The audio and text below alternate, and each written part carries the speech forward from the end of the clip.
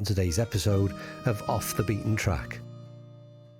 This is Blackrock Sands in Portmarnock, and just over those dunes is Portmarnock Golf Club, which is where I'll be heading very shortly.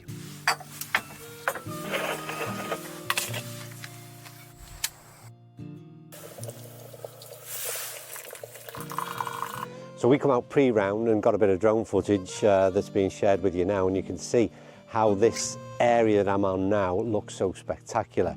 So for me, the course is split very much into two parts, and there's a road that divides it, and the 11 or 12 holes that are on this side, which is very much the back nine predominantly, you actually start on holes 1 and 2 on this side as well, are the real interest of it. Plays really linksy, really quirky, no flat lie, looks incredible in the right light, which unfortunately we don't have today.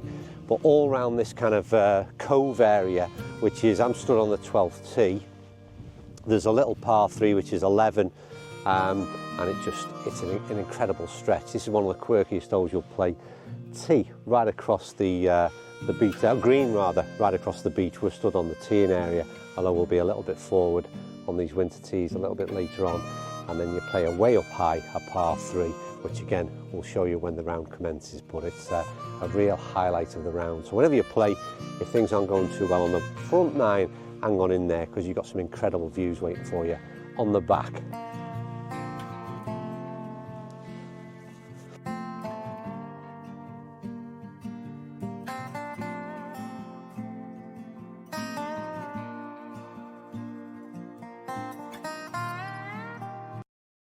Now, as well as having a look around Portmarnock Golf Club, I'm also going to tell you what's in my bag for 2025, why I only carry, would you believe, 7 clubs, and why I feel it actually makes me a better golfer. Now, not only will I share with you what those 7 clubs are, I'll also explain to you why I feel by only carrying 7 clubs, it has actually made me a better golfer, and I reckon it would you also. So this is going to be very much a hybrid video. We're going to take a look at the course, and I'll speak to you more about that perhaps on the back 9, and on this front 9 we'll talk about these 7 clubs. These 7 clubs are my favourite 7 clubs, and that's important because A, they give me confidence, and B, they give me plenty of enjoyment, both in equal measure, and that is also hugely important. You see, the thing is, I'm not a massive fan of putting 14 clubs in my bag just because the rules of golf permit me to, and that's again a huge mistake in many bags set up, in my opinion.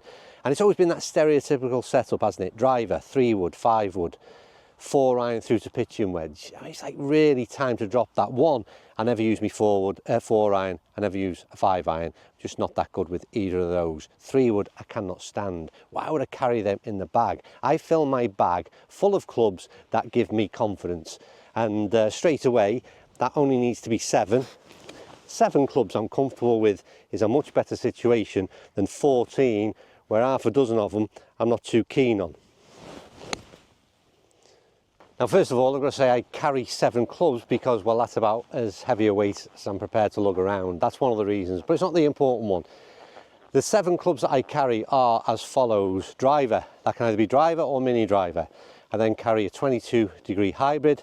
I've got a 6-iron, an 8-iron, a pitching wedge, a 54-degree wedge, and a putter. All essential. I can get around this course no problem with all of those clubs, and I'm never caught short for one main reason. Right, before we get back out on the fairways, I just want to say a quick thank you, and that is to the sponsor of today's video, which is AG1. Not only for sponsoring the video, but also for looking after my own personal health over the last 12 months, because that's how long I've been sort of drinking this. You'll have seen it on a number of videos that we've filmed so far. And I've just seen a lot of positive impact that it's had on my my fatigue, my energy levels, better focus, and just all round it's had a positive impact, I would also say, on the golf course as well. So all very much positive stuff from AG1, and it's dead simple to put together. I'm going to make a drink now, which I'll take before I go out onto the fairways. I do this every single day, and there's so much positive reasons for doing so. So AG1 is a comprehensive and convenient supplement with over 70 high quality ingredients in one simple scoop that supports physical and mental health. The idea that I'm taking on board a whole load of vitamins and nutrients every day also has a positive impact mentally, knowing that I'm putting a lot of good things in my body without making big changes to my daily diet or lifestyle. And it couldn't be any simpler to make each morning. 1 scoop of AG1 added to 250 ml of water. If you fancy giving this a go, subscribe now and get a free bottle of vitamin D and 5 free AG1 travel packs with your first subscription. Go to drinkag1.com/average golfer or scan the QR code to get started. Once again, thanks to AG1 for sponsoring today's video. So the 6th hole at Portmanic, real feature hole on the front 9, plays is very much an island green, and interestingly enough it was just 118 yards from the tee. Now it's a full-on pitching wedge, or the shot that you're watching me play right now was what I would call a half of an 8 iron, and there's a controlled swing. It means that I can play my 8 iron from 150 down to 120 or 118 yards in this case, and it works for me. And what that means is I'm able to control the club head. In doing so, I'm able to control my tempo, swing, rhythm in doing so, and I think that's a real key, important message as to why these 7 clubs can make you a better golfer. So coming towards the end of the front 9, this is 8. I've got an interesting little par 3 that comes next from an elevated position we can have a look at. I did want to say that how dry this 9 has been, because historically, and I must admit I've been here for a number of years, maybe a little bit of an issue on this side with drainage, but they seem to have put a heck of a lot in since I was last here, and it's so dry underfoot. Greens are still really firm and rolling true, and fairly quick as well for the time of year. So hats off to the green staff. It's in great condition. And as a matter of reference, I know everybody always asks me this, I paid £25 green fee today, so that gives you an idea on where it sits. So really good value piece of golf in the middle of winter.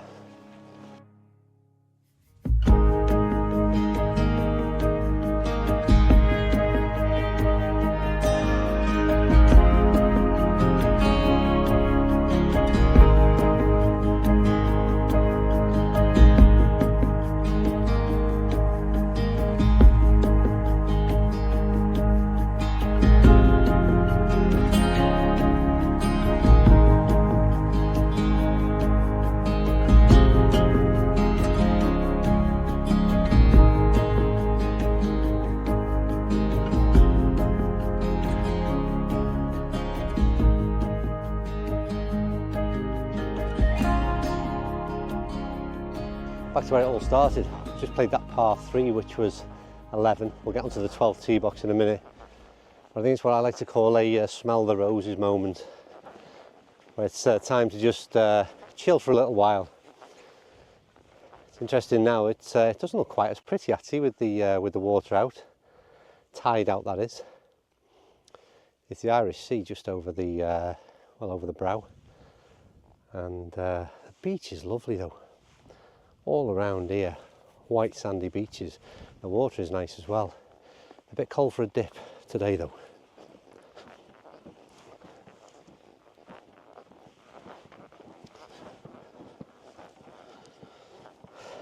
And this is this hole where the green sits on the top of the cliff face. Not the biggest the cliff faces.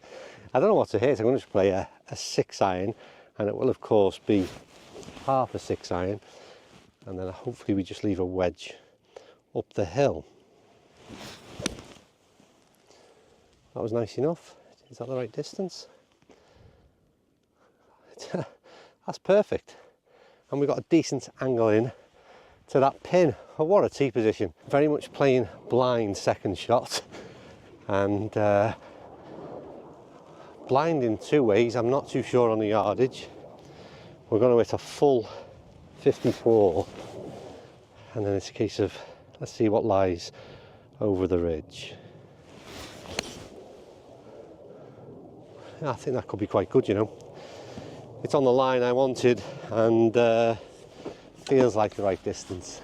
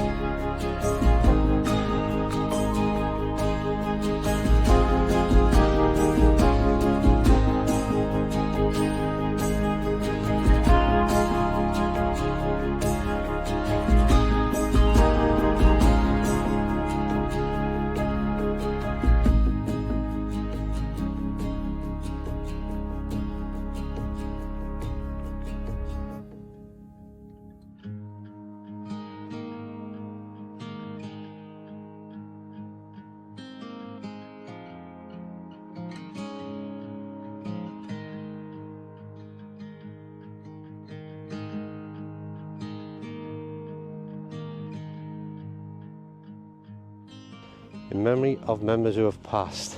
Not a bad position if they're spending some time up here now, because another smell the roses moment. We're on top of the world up here. Par 3, which we're going to play from a shorter tee, forward tee rather. And I'll tell you, I've stood up here and it's been blowing an absolute hoolie, 40-50 mile an hour winds, and you're playing driver from where we're about to play from. It's a bit different today, but the views are spectacular. If we were able to sort of see further that way, there's a bit of low cloud, then all the mountains are, well, it's a gorgeous place. It really is. And that's a 360 panoramic. So yeah, those members who have passed, let's hope they're spending a bit of time up here every now and then. This is the 15th green. It's long and narrow and bordered by two, they're not dunes, banks, let's say. Really shapes the hole when you're coming in, if you look back that way. And like I said earlier on about the sort of light, when the light is shining across those mounds, they're rolling fairways, it looks incredible. And then at the back of the screen you get that view again. Not that you'd want to be here and hit your ball this far through, but we'll go and have a look. But what I like about golf courses, what I realise is that they've just got to have some character for me, and that's why I'm always drawn to links land, because it's just that ruggedness and quirkiness, I suppose, that you just don't get in the sort of pristine, well manicured parklands. And like I said, it's just the character of these places really kind of comes through. I don't know whether you can make your way up here, but it's just view after view, isn't it? It's beautiful. And if you have just a quick spin back round, you'll see just how long and narrow this green is. And with that flag at the front, that'll be quite a tough one to get to. We'll see how we fare. So the question I've not answered yet is, why does this help me become a better golfer? Well, the shot I've just played from this tee is what I think is really key and important to becoming a better golfer, and that's the ability to control the club head, control the ball flight, and control the tempo of your swing.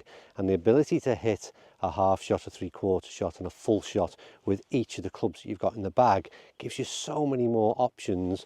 And I can't always do it. I'm not fantastic at executing a low shot that I've just, or a punch shot that I've just hit into this flag, but when it comes off, to me it's a huge part of the game that makes it really, I don't get any more pleasure than that. I don't like sort of target golf and just firing drive and wedge into greens. That's boring golf. Get out on the links and you know, try and shape a shot a little bit in days of old. And like I said, being able to hit, I've got a 6-iron that can go 180 all out, and it can go back down to 150. I've got the 8-iron goes 150 down to 120, and I've got a wedge that goes 120 to 75 yards.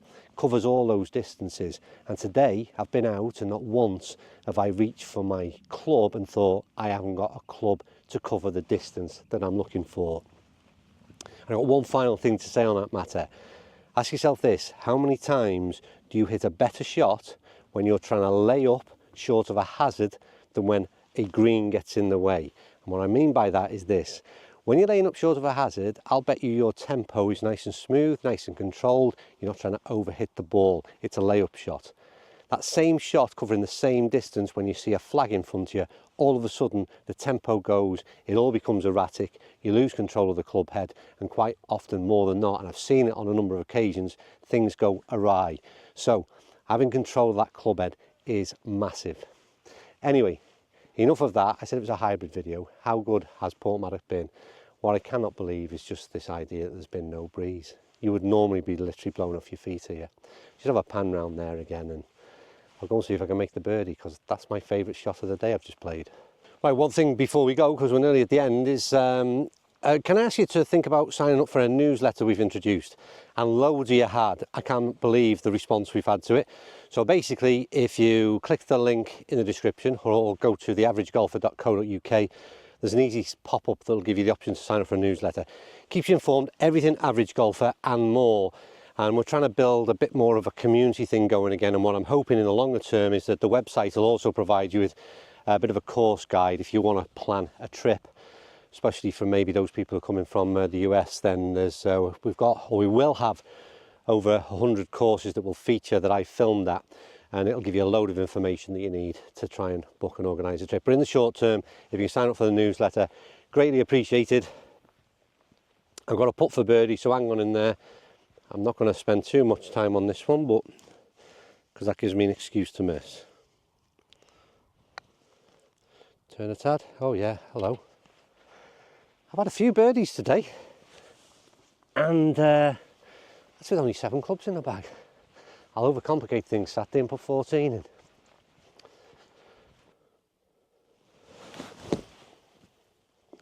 Could go in, that'd be a nice finish of the video. Now I know 7 clubs is it's not for everybody, and it's not a rule book. You can do what the heck you want, and ideally I'd prefer a 58 than a 54 in there, but you make do with what you've got. And my advice, if there is any from this video, the takeaways are 2 things. 1, try a reduced number of clubs in your bag and get familiar with just a few of them. Builds confidence and enjoyment, like I said. And then the second thing is get down to Portmadoc if you're anywhere close and play it, because for 25 quid that is an absolute bargain. My white shoes are pristine, I've got no mud on me, and for this time of year in the middle of Wales, that's pretty incredible. Right, I'm off. I'll see you next week. Can I have that?